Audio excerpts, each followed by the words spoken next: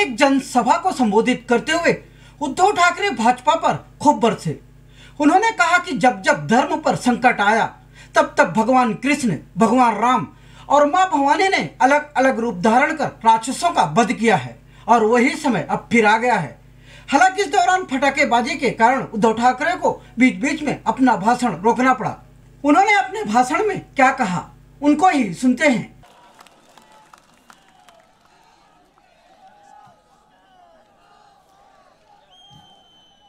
आणि आता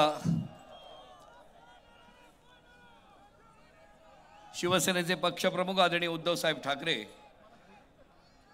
सपत्नीक आई तुळजाभवानीची पूजा करतील। रश्मी वहिनींना विनंती आहे, त्याचबरोबर तेजस्वी ठाकरे यांना विनंती आहे की त्यांनी सुद्धा मंचावर यावं।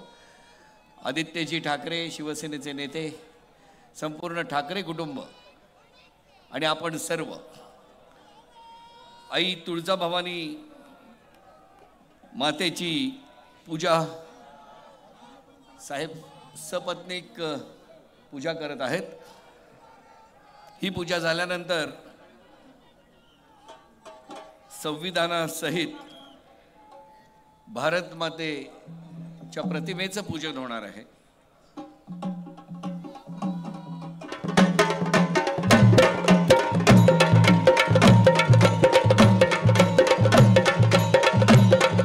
सगळ्यांनी खरं तर हात वरती करून टाळ्या वाजवल्या पाहिजे, हा ठेका पकडला पाहिजे। या व्यासपीठावरून बघितलं तर सगळ्या मशाली पेटले, तसंच काही सचिन्ह आहे। सगळ्यांचे हात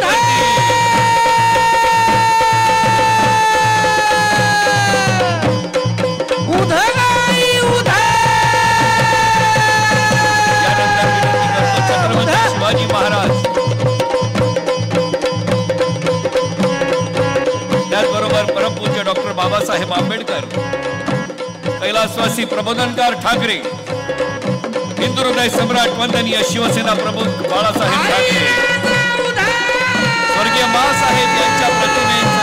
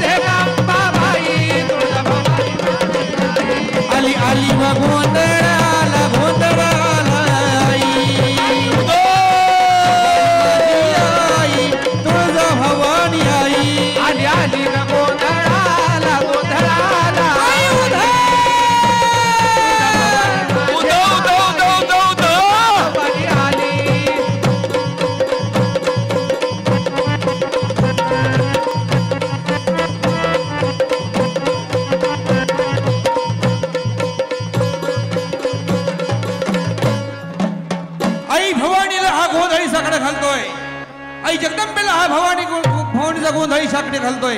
आई जगदंबे ही आदिमाया शक्ती दारुघड आणि आशीर्वाद दे आई। हा हिंदू पुन्हा एकदा संघटित होऊन दे आई, ही हिंदू शक्ती वाढू दे आई भवानी। दारुघड आई जगदंबे, दारुघड आई दारुघड।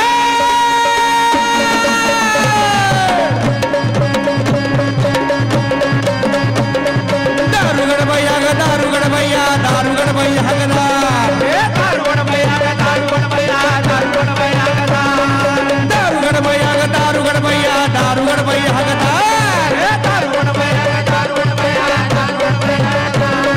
दारुगड भैया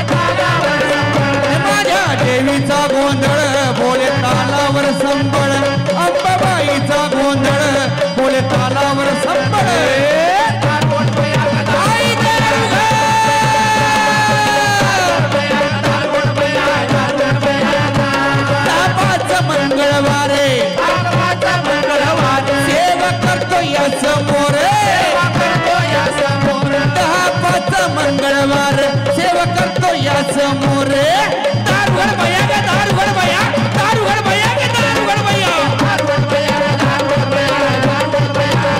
आई दारुगड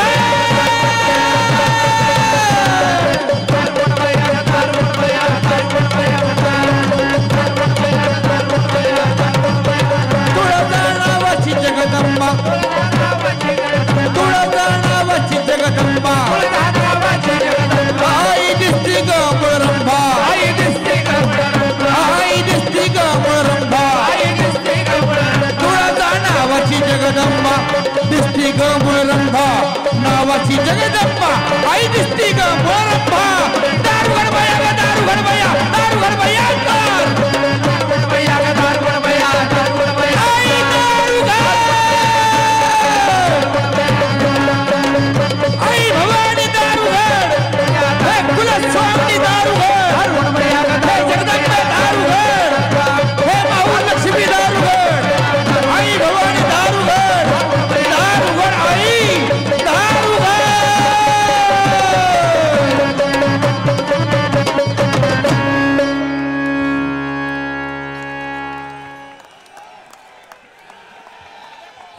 छत्रपती शिवाजी महाराज की उद्धव साहेब आगे बढ़ो.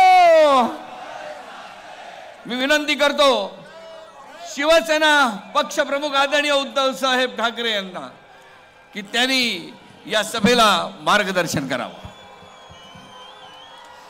जय भवानी जय शिवाजी.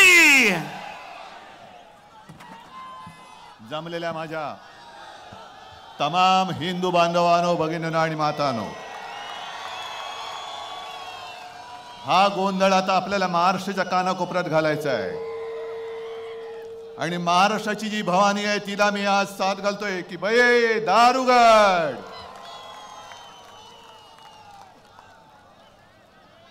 कारण ज्या ज्या वेळेला धर्मावरती अधर्माचं संकट आलेलं आहे त्यावेळेला श्रीकृष्ण आहेत भगवान श्रीकृष्ण भगवान श्रीराम आणि आमची आई भवानी हिने वेगवेगळे अवतार धारण करून त्या राक्षसांचा वध केलेला आहे. तीच वेळ आता आलेली आहे. काल आपण इतके वर्ष ज्याच्यासाठी संघर्ष करत होतो आणि केला तो क्षण टीव्हीवर का होईना पण आपण याची देही याची डोळा पाहिला याचा मला अभिमान आहे. आणि त्यावेळेला कार सेवक म्हणून जे गेले होते ते कार सेवक आज इथे उपस्थित आहेत. माझं भाषण झाल्यानंतर मी त्यांना हे इकडे आहेत तुम्हाला मी सगळ्यांच्या वतीने वंदन करतोय.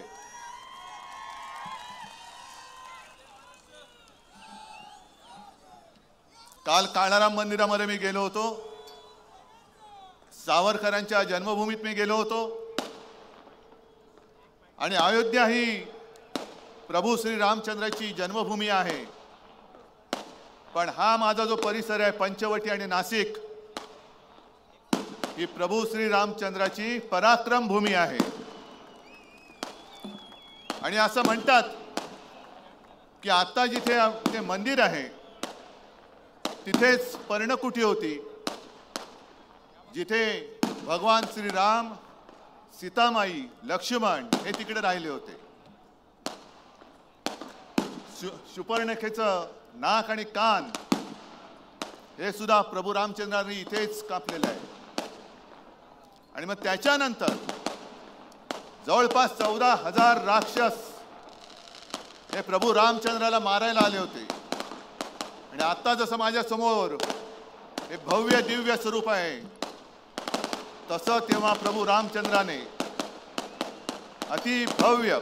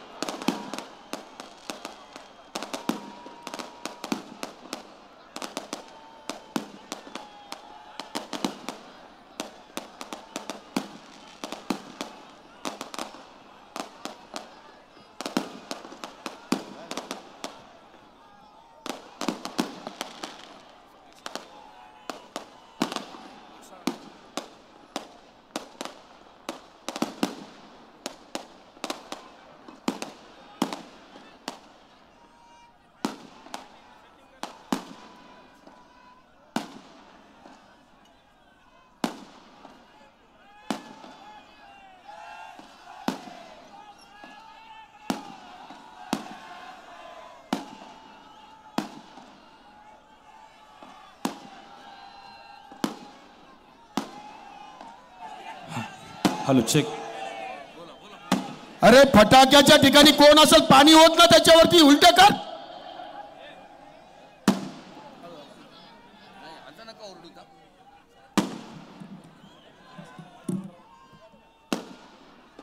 आणि 14,000 राक्षस जेव्हा श्रीरामाला मारायला आले होते त्यावेळेला श्रीरामाने असंच अतिभव्य काल स्वरूप धारण केलं आणि त्या राक्षसांचा वध केला होता. म्हणून काल स्वरूप म्हणजे काळा राम तो माझ्या समोर आज बसलेला आहे, प्रत्यक्ष बसलेला आहे.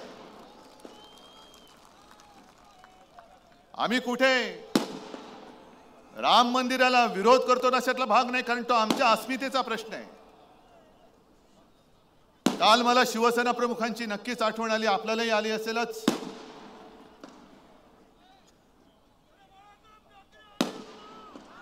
अरे काय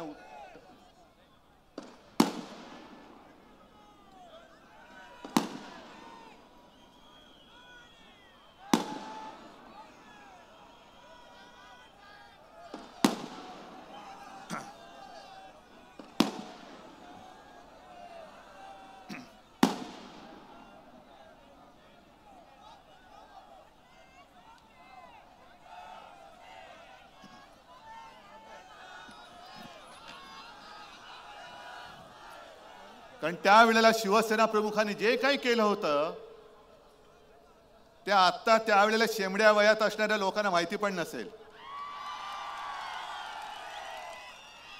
बरं, यांची इथपर्यंत मजल गेली की शिवसेनेचं योगदान काय. शिवसेनेचं योगदान इकडे बसलेलं आहेच. आणि त्यावेळेला सुद्धा सगळेजण जे पळाले होते, अगदी सुंदरसिंग भंडारींपासून वाजपेयींपासून अडवाणी सुद्धा, तरी देखील अडवाणींबद्दल मला एक आदर आहे, नक्कीच आहे. कोणी जबाबदारी घ्यायला तयार नव्हतं. जर शिवसेना प्रमुख त्यांनी ही जबाबदारी घेतली नसती तर बाबरी कोणी पाडली? बाबरी काय अशीच पडली? पण यांची मजल इथपर्यंत गेलेली आहे की शिवसेनेचं योगदान काय. आता तर काही असे बिंडोक लोक निघालेले आहेत की शंकराचार्यांचं योगदान काय हिंदू धर्मामध्ये. मला भारतीय जनता पक्षाला प्रश्न विचारायचा आहे की कोणी जरा इकडे तिकडे खुटकन सनातन धर्मावरती बोलले तर तुमची तळपायची आग मस्तकात जाते. तुम्ही सनातन धर्म मानतात की नाही मानत हे मला भारतीय जनता पक्षाने सांगावं. आणि जर सनातन धर्म तुम्ही मानत असाल तर तुमच्या पक्षामध्ये जे आज बाजार बुणगे आयाराम भरलेले आहेत, भ्रष्टाचारी. मगाशी भास्करराव तुम्ही त्याचा समाचार घेतलाय, 70,000 कोटींचा घोटाळा, एवढ्या 1000 कोटींचा घोटाळा. हे सगळे घोटाळेबाज भ्रष्टाचारी हे सगळे तुम्ही तुमच्या पक्षात घेतले. मग मी असं म्हणू का की भारतीय जनता पक्षात आज भ्रष्टाचार्यांना मान आहे पण शंकराचार्यांना मान नाही. मग मोदींचं राजकारण किंवा हा काय नवीन धर्म तुम्ही काढताय की शंकराचार्यांचे? अरे तुम्ही भ्रष्टाचारांशी बोलताय, लपून छपून रात्री जाऊन हुडी घालून बोलताय. तुम्ही तुमच्या पक्षामध्ये त्यांना घेताय, मोठी मोठी पदं देतायत, आजूबाजूला बसवतायत. प्रफुल्ल पटेल बरोबर तुमचे फोटो येत आहेत. मिरची बरोबर ज्यांनी व्यवहार केला, देशद्रोही इक्बाल मिरची, त्याच्याबरोबर व्यवहार केला म्हणून बोंबलणारे तुम्हीच होतात. त्यांच्या तिकडे उद्घाटनाला जात आहेत. आपल्याकडे सुद्धा जे काही होते घाबरून पळाले, खोक्यामध्ये बंद झाले. आणि आज मी तुम्हाला जाहीर सांगतोय, लढाईला तुम्ही तयार आहात की नाही आहात? तुमच्यापैकी एक सुद्धा घाबरून जाणार असेल तर आत्ता जा. कारण शिवसेना प्रमुखांचा जय जयकार करताना जे शिवसेना प्रमुख आपल्याला शिकवून गेले की अरे 100 दिवस शेळी होऊन जगण्यापेक्षा एकच दिवस वाघ म्हणून जगा. तर आधी गेल्या तेवढ्या शेळ्या खूप झाल्या, आणखीन कोणी असेल तर निघून जा. शेळ्यानो निघून जा, मिंद्यांकडे जा, नावच मिंदे आहे.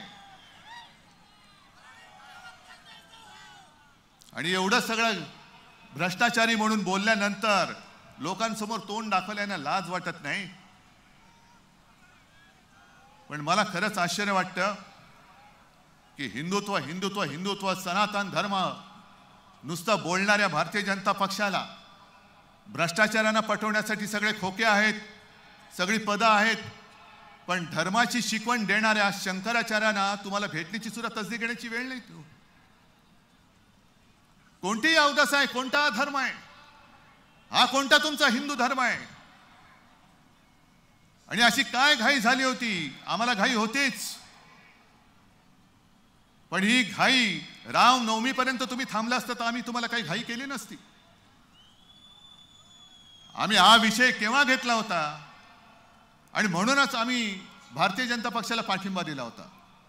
राम मंदिर बनवण्यासाठी आम्ही भारतीय जनता पक्षाला पाठिंबा दिलाच होता, हे मी जाहीर सांगतोय. काश्मीर मधला 370 कलम काढून टाकण्यासाठी सुद्धा आम्ही तुम्हाला पाठिंबा दिलाच होता. हिंदूंवरती अत्याचार होत असताना सुद्धा हिंदूंचं रक्षण करण्यासाठी सुद्धा आम्ही तुम्हाला पाठिंबा दिलाच होता. पण जेव्हा कठीण काळ होता त्यावेळेला शिवसेनेची सोबत तुम्हाला लागली. अटल बिहारी वाजपेयी जेव्हा यांना केराच्या टोपलीत टाकायला निघाले होते तेव्हा तुम्हाला शिवसेना प्रमुखांनी मदत केली. ती शिवसेना तुम्ही आज संपवायला निघालात. हे तुमचं हिंदुत्व? बरं, संपवताना या ना मैदानात, आम्ही मैदानात आहोत, जे का होईल तो फैसला मला मंजूर आहे. पण हे स्वतः सगळे कडोकट बंदोबस्तात राहणार. आमचे सगळ्यांचं संरक्षण काढून घेतलं आहे ते पण काढून घ्या. हे आमचं संरक्षक कवच आहे. कोणाची माय व्यायली असेल तर अंगावर येऊन दाखवा. पण स्वतः कडेकोट बंदोबस्तात राहायचं. पोलीस, निमलष्करी, लष्करी, पुढे बॉम्ब जॅमर, एवढं सगळं करून तुम्ही 56 इंचाची छाती दाखवता. अरे माझ्या शेतकऱ्याची सुकलेली छाती, हडकुळी छाती तुम्हाला भारी पडणार आहे. ती भारी पडणार आहे. पण संपूर्ण संरक्षक कवचात राहणार. भारतीय जनता पक्षाकडे मुळामध्ये कार्यकर्तेच नाही जे माझ्याकडे मर्द मला शिवसेना प्रमुखांनी दिले. मी आज सकाळी सुद्धा बोललो, आज पुन्हा सांगतो, ही माझी वडिलोपार्जित संपत्ती आहे. होय, वडिलोपार्जित आहे. मी वारसा घेऊन पुढे चाललेलो आहे. पण भारतीय जनता पक्षाकडे असा कोणी कार्यकर्ता नाही दंगल झाली का आतमध्ये शेपूट घालून पडणारी औलाद. आमच्या नेत्यांवरती, साध्या साध्या शिवसैनिकांच्या घरी ईडी, इन्कम टॅक्स, सीबीआय हे तुमचे घरगडी येऊन त्यांच्याकडे धाडी टाकतात. बरं, धाडी टाकले तर टाकल्या, घर माझ्या कार्यकर्त्याचं, पाय ताणून बसतात हे नालायक लोक. एवढे आमची सत्ता बघतो तुमच्या तांगड्या तुमच्या गळ्यात घालतो की नाही बघा.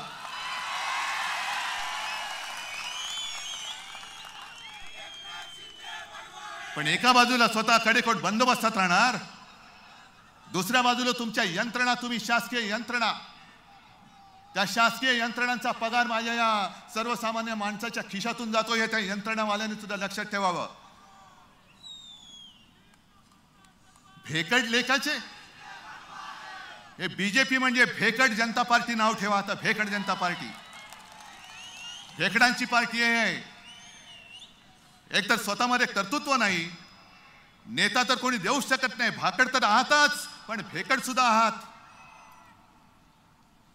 आणि म्हणे आम्ही हिंदुत्ववादी. हे असे भेकड हिंदू आजपर्यंत देशात झाले नाही आणि याच्या पुढे सुद्धा होणार नाहीत. हे कुठलं हिंदुत्व आहे? आणि मध्ये आणि मोर्चे काढले होते, हिंदू जन आक्रोश. कशाला काढताय? आहोत ना आम्ही कुठे हिंदू संकटामध्ये. आणि तिकडे तुमचे विश्वगुरू बसलेले आहेत, ज्याच्यासाठी आम्ही पाठिंबा दिला होता हिंदुत्वासाठी. ते तिकडे बसल्यानंतर हिंदूंना या देशामध्ये आक्रोश करण्याची वेळ येत असेल तर त्यांनी खुर्ची सोडलेली बरी. खुर्ची सोडून द्या, आम्ही आहोत. या सगळ्या गोष्टी या आता सहन होत नाही. म्हणून आपल्याला नुसत्या गप्प नाही बसून चालणार. सहन होत नाही, सांगता येत नाही, सांगितल्या पाहिजेत आणि तोडून मोडून काढल्या पाहिजेत. आता मोदीजींच्या वाऱ्या महाराष्ट्रामध्ये वाढल्यात. दर 5-10 दिवसांनी मोदी येत आहेत. कधी काळाराम मंदिरात, कधी सोलापूरमध्ये, कधी इकडे, आता म्हणतात मला वाटतं पोहरा देवीला येणार आहेत. या बघून घ्या, एकदा फिरून घ्या महाराष्ट्र कसा आहे बघून घ्या. कारण महाराष्ट्रच तुम्हाला धडा शिकवणार आहे. बघून घ्या महाराष्ट्र. पण मोदीजी ज्या वेळेला महाराष्ट्र संकटात होता ना, टोकते वादळ आलं होतं, निसर्ग चक्रीवादळ आलं होतं, कशाला इकडे माझा ग्रामीण भागात आलेला शेतकरी येतो, अवकाळी पाऊस त्याच्यावरती पडला, गारपीट झाली, तेव्हा मोदीजी आले. आता फक्त मतांसाठी येत आहेत. मणिपूरला गेले नाहीत, कारण मणिपूरला फक्त 2 जागा आहेत लोकसभेच्या, बरोबर ना, आणि महाराष्ट्रामध्ये 48. म्हणून मोदी इकडे येत आहेत. मग निवडणूक आल्यानंतर महाराष्ट्र तुम्हाला आठवतोय, पण संकटात जेव्हा महाराष्ट्र होरपळत असतो तेव्हा तुम्ही येण्याची साधी एक दानत नाही तुमच्याकडे.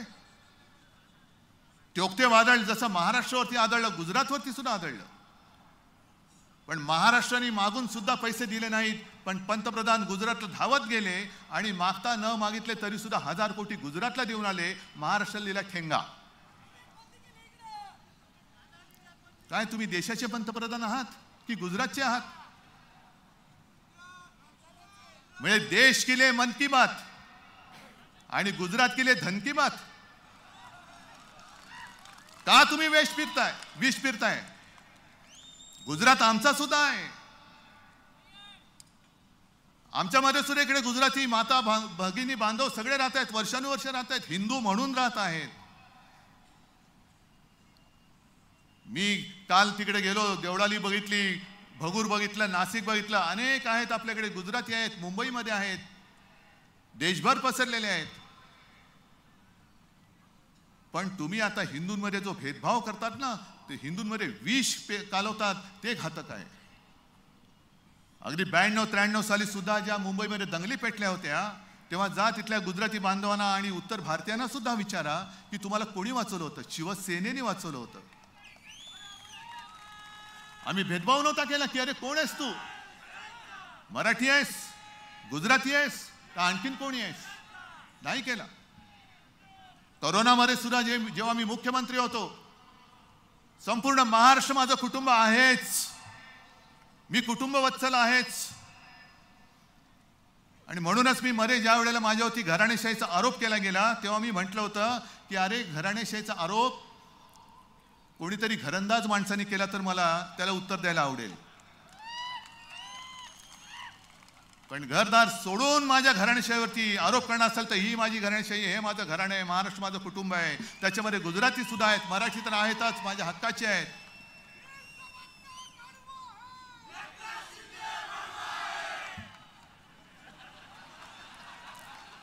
आता तुम्हाला जास्त सांगण्याची गरज नाही, पण आणखीन काही कडवी पानं सुद्धा आहेत. आज हे संपूर्ण जे काय चाललेलं आहे मोदींचं राजकारण अतिशय घाणेरडं आहे. तुम्ही देश, जरा थांबत, तुम्ही देश आणि गुजरातमध्ये एक भिंत उभी करतात. मोदीजी, हे हिंदुत्व आम्हाला मान्य नाहीये. त्यावेळेला छत्रपती शिवाजी महाराजांनी सुरत लुटली होती, ती गुजरातची म्हणून नव्हती लुटली, इंग्रजांची वखार लुटली होती. इंग्रजांची वखार सुरतेला होती म्हणून सुरत लुटली होती. तुम्ही मोदीजी आमचा महाराष्ट्र लुटतात, महाराष्ट्र ओरबाडता आहात.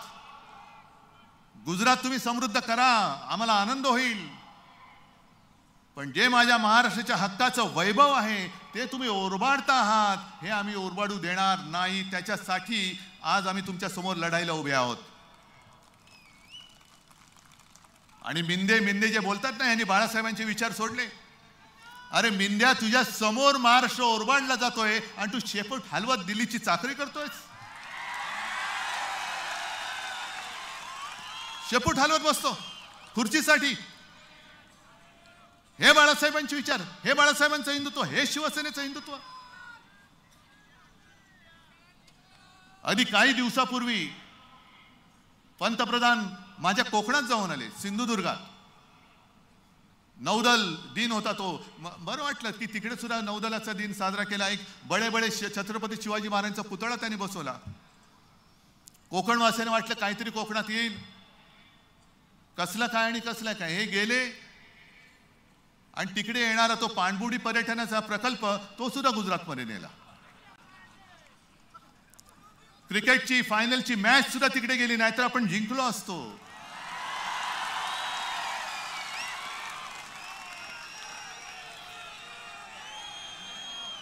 आता तर म्हणजे मधल्या काळामध्ये हेच लोक ओरडून बोंबलून ओरडत होती ना सगळी, बॉयकॉट बॉलिवूड, बॉयकॉट बॉलिवूड. आणि काय काय होतं काल राम मंदिराच्या इकडे सगळे बॉलिवूडच बॉलिवूड. म्हणजे शंकराचार्य नाही, पण शंकराचार्यांचं काम करणारे तिकडे, हे यांचं थोतांड. बॉयकॉट बॉलिवूड. आता ते फिल्मफेअरचा तो सोहळा आहे तो सुद्धा आता ते गुजरातमध्ये घेऊन चालले. म्हणजे जिथून जिथून जे काय महसूल मिळण्याची जी काही ठिकाणं आहेत ती सगळी ओरबाडून गुजरातमध्ये घेऊन जातात, सगळी घेऊन जातात. कशासाठी तुम्ही हे करताय सगळं? काय महाराष्ट्राने असं काय तुमचं पाप केलेलं आहे की तुम्ही आमच्या मुळावरती आला? जो महाराष्ट्र संकटात तुम्हाला दिल्लीमध्ये घेऊन गेला त्या महाराष्ट्राच्या मुळावर तुम्ही घाव का घालता आहात? आणि मग हे असं बोलल्यानंतर यांनी बाळासाहेबांचे विचार सोडले. तुम्ही आज मला सांगा, मी एक तरी बाळासाहेबांचा विचार सोडल्याचं तुमचं मत असेल तुम्ही सांगाल तर मी जे आहे ते पद सुद्धा मी सोडून द्यायला तयार आहे, जसं मी मुख्यमंत्री पद सोडलं. जा त्या नार्वेकरला सांगा, लबाडाला सांगा, इकडे येऊन हिम्मत असेल तर इकडून मध्ये येऊन बोल, मी तुझ्या बरोबर येतो. आणि सांग शिवसेना कोणाची. बंद दारात तू निर्णय देतोस. ज्या गोष्टी आम्ही दिल्याच नाही सांगतो त्याचे पुरावे आम्ही गेल्या वेळेला जनता न्यायालयात दाखवले. पाहिले की नाही तुम्ही? नसेल तर पुन्हा एकदा तुम्हाला दाखवीन. शिवसेनेची घटनाच मिळाली नाही, शिवसेनेमध्ये अमुकच नाही. एका 2013 साली हेच गृहस्थ तिकडे उभे होते बिल्ला घालून. आणि दुसऱ्या वेळेला तर आता जे म्हणतायत की हे पक्षप्रमुखच नाही तेच दाढी खाजवत माझ्या पाया पडले होते. पण ही शिवसेनेची घटना आहे. ही सगळी जी बसलेली लोक आहेत, माता भगिनी आणि बांधव, तुमचे आशीर्वाद, ही माझ्या शिवसेनेची घटना आहे.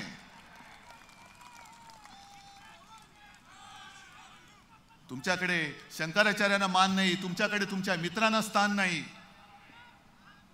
बरं, आज जर मी बाळासाहेबांचे विचार सोडले असं तर त्यांचं म्हणणं असेल तर 2014 साली भारतीय जनता पक्षाने शिवसेनेची युती का तोडली होती? एकनाथ खडसे, नाथाभाऊने मला वाटतं नाशिकमध्येच सांगितलेलं आहे. 2014 मे महिन्यापर्यंत आम्ही आगले लग जा असं होतं.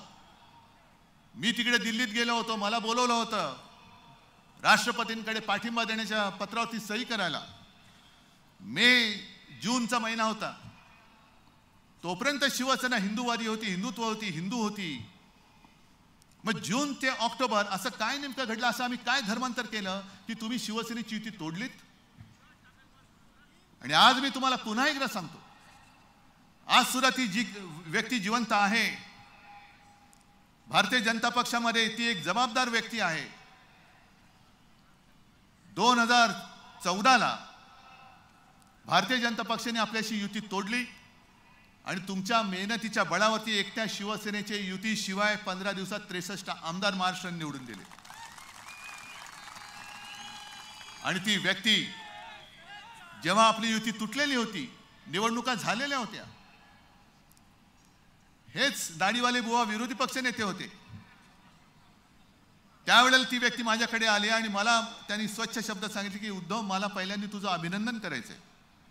म्हटलं का? चल नहीं, दिल्ली में अब क्या कहूं. म्हटलं क्यों आए हैं तो कहीं डालो ना, आता काय आलत कशाला मग? नाही म्हणे, दिल्लीमध्ये अशी चर्चा होती की अब बालासाहेब तो नहीं रहे.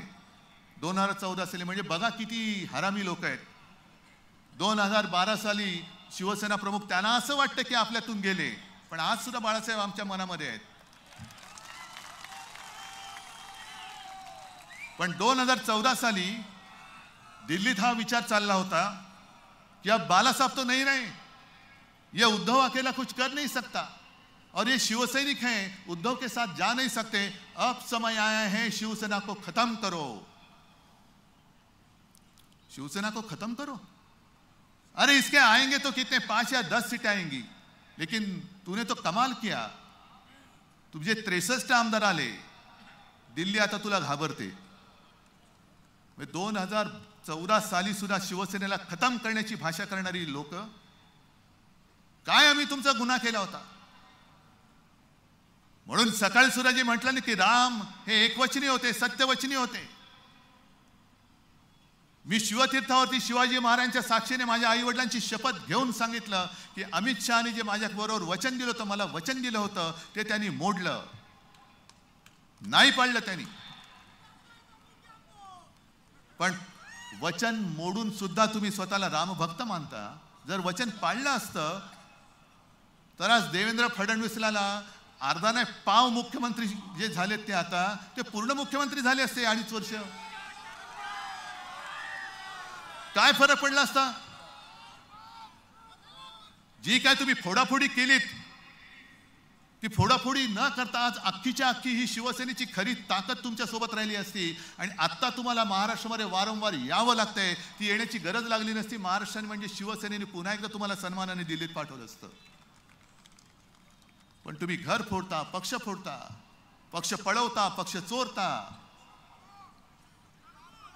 आणि त्याही पेक्षा घातक 370 कलम काढलं, आम्ही कौतुक केलं। कलम कागदावरती काढलं, अजूनही काश्मीरची परिस्थिती नाही सुधारलेली, अजूनही तिकडे मध्ये मध्ये हत्या होतातच आहेत। पण तेव्हा मला असं वाटलं होतं की यांचं जे एक घोषवाक्य आहे, एक विधान, एक निशाण, एक प्रधान,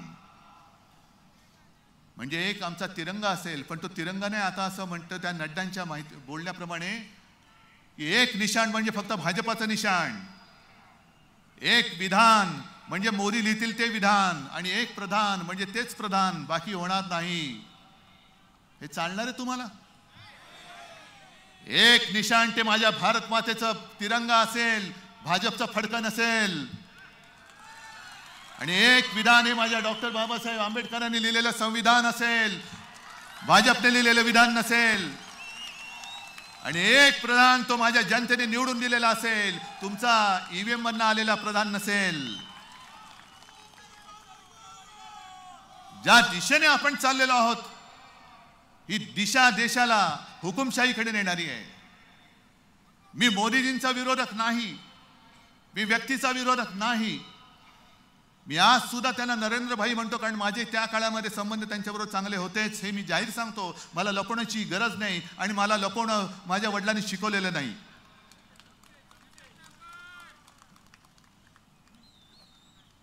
परंतु भाजपाची जी नीती चाललेली आहे की संकट काळामध्ये जी शिवसेना होती, म्हणजे विरोधकाला तुम्ही संपवताय म्हणजे राजकारणात हरवताय, मंजूर आहे, निवडणूक होत असते, प्रत्येक पक्ष आपले विचारधारा, आपले विचार हे जनतेसमोर मांडत असतो आणि जनता देईल तो निर्णय हा आपल्याला मानावाच लागतो आणि तो आम्ही मानतो, आज सुद्धा मानू। पण जे विरोधक आहेत त्यांना संपवताय म्हणजे काँग्रेस को खतम करो।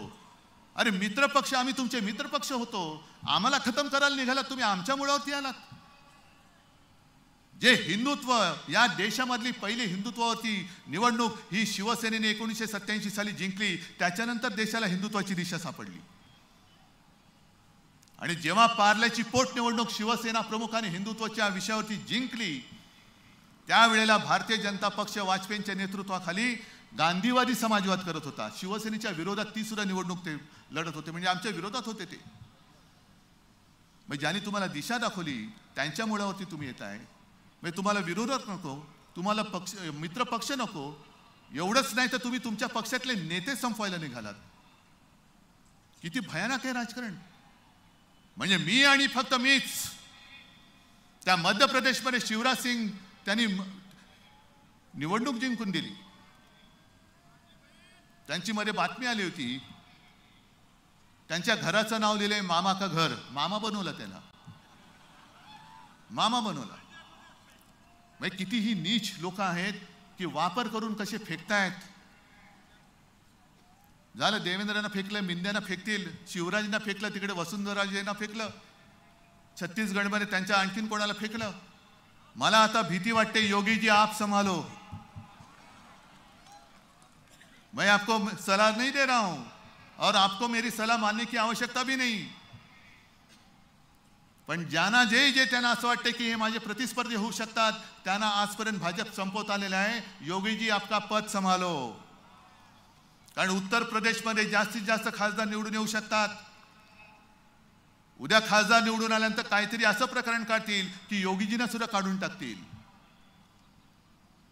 या सगळ्या गोष्टी बघत बघत जात असताना आपण नुसतं काय हाताची घडी तोंडावर बोट म्हणून गप्प बसणार आहात का? जो अन्याय आपल्यावरती चाललेला आहे, शिवसेना ही आपल्या हक्काची शिवसेना. अरे शिवसेना नसती तर मराठी माणूस काय झालं असतं आणि हिंदू तरी काय झालं असतं. हिंदुत्व जपणारी आणि मराठी पण टिकवणारी ही शिवसेना हे लाचार नष्ट करायला निघालेत. हे तुम्हाला पटणार आहे? चला, माझं म्हणणं ठीक आहे. तुम्ही सगळ्यांनी एक विचार करा की आता तुमच्या आयुष्यात शिवसेना नाही आणि तुमचं आयुष्य कसं असेल त्याचा विचार करा. इकडे शेतकरी आलेले आहेत. तुम्ही मला सांगा, अगदी उघडपणाने सांगायचं, मी मुख्यमंत्री असताना केलेली कर्जमुक्ती तुम्हाला मिळाली होती की नव्हती? हो किंवा नाही सांगा. संकट काळामध्ये मी तुम्हाला जी मदत केली होती तुम्हाला मिळाली होती की नाही ते तुम्हाला सांगा. मग मोदीजी इकडे येऊन बघा, राम लल्लाला तुम्ही घर देताय. अरे ज्याने तुम्हाला राजकारणामध्ये पंतप्रधान पदाचं घर दाखवलं त्या राम लल्ला तुम्ही घर दाखवताय. मग महाराष्ट्रामध्ये ज्या शेतकरी आत्महत्या करतायत त्या शेतकऱ्यांच्या आता दुर्दैवाने विधवा पत्नी असंच म्हणावं लागतं, त्यांच्याकडे जाऊन त्यांच्या डोक्यावरचं जे छप्पर उडालेलं आहे, त्यांना घर मिळालं तरी उपयोग काय त्यांचा घरचा, त्यांचा पती, त्यांचं सौभाग्य. त्यांनी आत्महत्या केली तुमच्या राज्यात आणि तुम्ही म्हणता तुम्हाला घर देतोय. प्रधानमंत्री आवास योजना, प्रधानमंत्री आभास योजना, काय घरदार उजडलं, सगळं गेलं, उजाड झालं. घरावरचं छप्पर उडून गेलं. काय करणार ती तानी बाळं, त्यांची मुलं काय करणार, त्यांची पत्नी काय करणार, आई वडील काय करणार. पण आम्ही तुम्हाला घर देतो. उज्ज्वला गॅस पिकवणार काय, त्याच्यावर शिजवणार काय. मग काय काय ठिकाणी तर एवढी भयानक परिस्थिती आहे. मी जेव्हा शेतकऱ्यांच्या भेटीला बांधावरती गेलो होतो गेल्या 1-2 वर्षामध्ये, दिवाळी होती, अक्षरशः माझ्या अंगावरती काटा आला की आमचा अन्नदाता मला विचारतोय की साहेब सगळंच गेलं, डोक्यावरती कर्ज चढले, आता आम्ही खायचं काय ते सांगा. म्हणजे जो आम्हाला जेवण देतो, मोदीजी तुम्ही उपास केला, पण माझा शेतकरी आपल्याला जो पोसतो, आपला पोशिंदा आपला शेतकरी आहे, तो जर उपासमारीने मरत असेल तर तुमच्या उपासाचं कौतुक काय? कोणी कोणाचं कौतुक करायचं? आणि खरं म्हणजे पंतप्रधानांचं कर्तव्य आहे, उपास करा. तुमच्या धार्मिकपणाबद्दल मी काही म्हणत नाही, पण निदान उपास करण्यापूर्वी माझ्या देशामध्ये एक सुद्धा पोट उपाशी राहिलं नाही पाहिजे, राहणार नाही, ही काळजी घेणं हे पंतप्रधानांचं काम आहे. मग लोक विचारतात, मी दिल्लीमध्ये गेलो होतो इंडियाच्या बैठकीला आणि संजय राऊतांनी घरी त्यांच्या एक अनौपचारिक असं पत्रकारांसाठी जेवण ठेवलं होतं आणि सगळे बसले होते. मीडिया हेड होते, काही चॅनलचे हेड होते, काही प्रिंट मीडियाचे होते. आणि एक नेहमीचा प्रश्न की लेकिन विकल्प क्या है, म्हणजे तुम्ही सगळे एकत्र जमलात पण पर्याय काय? म्हटलं हाच आमचा प्रश्न आहे की भारतीय जनता पक्षाकडे पर्याय काय? एकच चेहरा आहे आणि त्याच्या जीवावरती आता तुम्ही मत मागू शकत नाही. आता तुम्हाला रामाची मदत लागते मत मागायला. कर्नाटकामध्ये हनुमान बजरंगबली की जय म्हणजे देवांची मदत लागली तुम्हाला मत मागायला. मग मोदीजींनी केलं काय 10 वर्षात? निवडणूक सुद्धा आज आलेली आहे की टेंटेटिव्ह डेट ही बरोबर रामनवमीच्या आधी लावलेली आहे. म्हणजे तुम्ही रामाच्या नावावरती मतं मागणार, तुम्ही हनुमानाच्या नावावरती मतं मागणार आणि मतं मागितल्यानंतर देशाला काय देणार? घंटा. आता ही राम भरोसे बस झालं, आता काम भरोसे मतं मागा, काम भरोसे. आणि म्हणून मी त्यांना सांगितलं की त्यांच्याकडे दुसरा चेहराच नाहीये, पण आमच्या आघाडीमध्ये भरपूर चेहरे आहेत आणि पर्याय पर्याय पर्याय कशाला?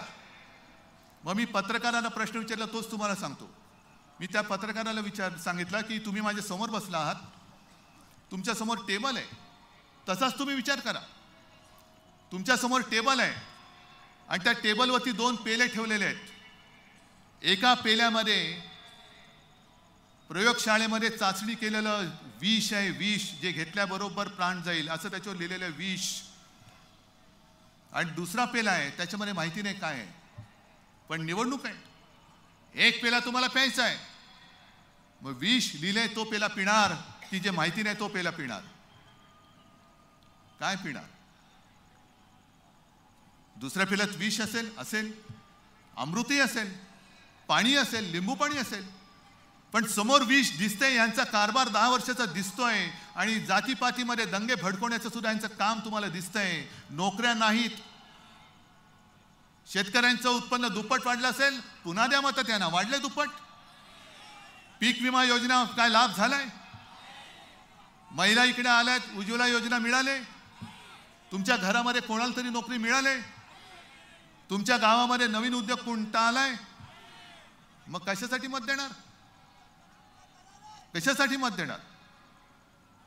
आणि म्हणून मला जसं सकाळी मी सुरेश भटांची कविता तुम्हाला सांगितली होती त्या शिबिरात, तशीच नाशिकमध्ये आल्यानंतर कुसुमाग्रजांची एक कविता, त्यातल्या 4 ओळी मी तुम्हाला सांगतोय आणि मग तुम्ही ठरवायचं की काय करणार आता. कारण हे सगळे राक्षस आता ह्या सगळ्या त्यांच्या यंत्रणा घेऊन अंगावरती येत आहेत. मग तिकडे महिला बघत नाही, काही नाही. आमच्या किशोरीताई पेडणेकरवरती समन्स वायकरला देत आहे, सूरज चव्हाणला पाठवत, अनिल परब आहे, संजय राऊत आहे. अरे तुम्ही शिवसेना संपवलेत ना, मग कशाला आमच्या मागे लागताय? का अजून तुम्ही माझ्या साध्या शिवसैनिकाच्या आणि नेत्याच्या घरी ईडी आणि सीबीआय पाठवताय? मग आमच्या हातामध्ये ताकद द्या आणि आम्ही सांगू त्या भाजपवाल्याच्या घरामध्ये धाड टाका, बघा किती घबाड मिळते ते. त्या कर्नाटकमध्ये एक जो मंत्री होता त्यांनी सांगितलं, त्याला मध्ये काहीतरी नोटीस आली, त्यांनी सांगितलं मला नोटीस द्याच, मी कर्नाटकच्या भाजपच्या लोकांचा घोटाळा बाहेर काढतो, 40,000 कोटींचा, नोटीसच येऊ दे मला. कोरोना काळामध्ये भारतीय जनता पक्षाने तिकडे जो काही घोटाळा केलाय कर्नाटकामध्ये, ते सगळे म्हणाले मी पुराव्यानिशी काढतो आणि कोणी कोणी कशी संपत्ती गोळा केली हे सुद्धा मी तुम्हाला सांगतो. गप का नाही? तिकडे का थंड बसताय? आम्ही तुमचे सोबती होतो, आम्ही साथी होतो. तुमच्यावरची सगळी संकट ही तेव्हा शिवसेना प्रमुखाने आपल्या अंगावरती घेतली होती. हिंदुत्वावरची सगळी संकट हे आम्ही आमच्या अंगावरती घेतली होती. तरी देखील तुम्ही आम्हाला खतम करायला निघालात आणि तुमचेच बगल बच्चे जे भ्रष्टाचार करतायत त्यांना काहीच करत नाही तुम्ही. आणि म्हणून तुमची ताकद तुम्हाला कळलेली नाहीये. तुमची ताकद जे कुसुमाग्रज बोलतात, लढाईच्या अंतिम क्षणी सामान्यच असामान्य होतो. संसाराचा कोश तोडून लढाई जिंकतो, पुन्हा सामान्य होतो आणि आपल्या विजयाची मिरवणूक परस्तपणाने आपल्या घराच्या खिडक्यांतून पाहतो. ही सर्वसामान्य माणसांची ताकद आहे. क्रांती क्रांती क्रांती जी काय असते तो सर्वसामान्य माणूस करतोय. नेत्याला वाटतं की आम्ही क्रांती केली, पण सर्वसामान्य माणसाची मनगट आणि मन जोपर्यंत नेत्याच्या हाकेला ओ देत नाही तोपर्यंत क्रांती होत नाही. तुम्हाला क्रांती जे माझे आजोबा सांगायचे की शांती ही मुडद्याची असते आणि क्रांती ही मर्दाची असते. तुम्ही मर्द आहात का मुडदे आहात हे तुम्हाला ठरवावं लागेल. आपण मुडदे असू तर काय प्रश्नच नाही, पण जर मर्द असाल तर आज जो माझा महाराष्ट्र हे दिल्लीश्वर जे खतम करतायत. अरे तुम्ही मगाशी मी बोललो की छत्रपती शिवाजी महाराजांनी ती इंग्रजांची वखार सुरत लुटली आणि मोदी आणि शहा माझं महाराष्ट्र लुटतायत. या महाराष्ट्रामध्ये छत्रपती शिवाजी महाराजांनी नुसता जन्म नाही घेतला, पण त्यांच्या विचारांनी मर्द जन्माला आलेले आहेत. आणि माझं आज पुन्हा त्यांना आव्हान आहे, तुम्ही तुमचे सगळे घरगडी संस्था बाजूला ठेवा आणि मैदानामध्ये या. अरे अबकी बार 400 पार होणार असेल तर ईव्हीएम बाजूला काढ आणि बॅलेट पेपरवरती 400च्या पार 400 मतं मिळाल्याशिवाय त्याच्या आत तुम्ही आटोपला नाही तर बघा. आणि आज हे संपूर्ण मी बघतोय काल स्वरूप, रामाचं काल स्वरूप बघतोय. ते बये दार उघडी, माझी बया जगदंबा माझ्या समोर बसलेली आहे. दार उघडणार आहात की नाही? आणि दार उघडल्यानंतर जर सरकार तुमच्या दारी म्हणून आले तर त्यांना लाथ घालणार आहात की नाही? निश्चय करणार आहात की नाही? मग निश्चय करणार असेल तर मला जरा तुमची मनगट दाखवा किती मजबूत आहेत. या मनगटामध्ये तुमच्या पेटलेल्या मनाच्या मशाली तुम्ही पकडणार आहात की नाही? बस. मग जय भवानी जय शिवाजीचा नारा हा महाराष्ट्राच्या काड्या कपाऱ्यांमध्ये असा घुमला पाहिजे की दिल्लीच्या तख्ताला हादरे बसले पाहिजेत. जय हिंद, जय महाराष्ट्र. हॅलो, कोणी उठू नका. अगर अभी तक आपने हमारा चैनल सब्सक्राइब नहीं किया तो अभी सब्सक्राइब करें और बेल आइकॉन को क्लिक करके हमारी लेटेस्ट खबरों से रहे अपडेट.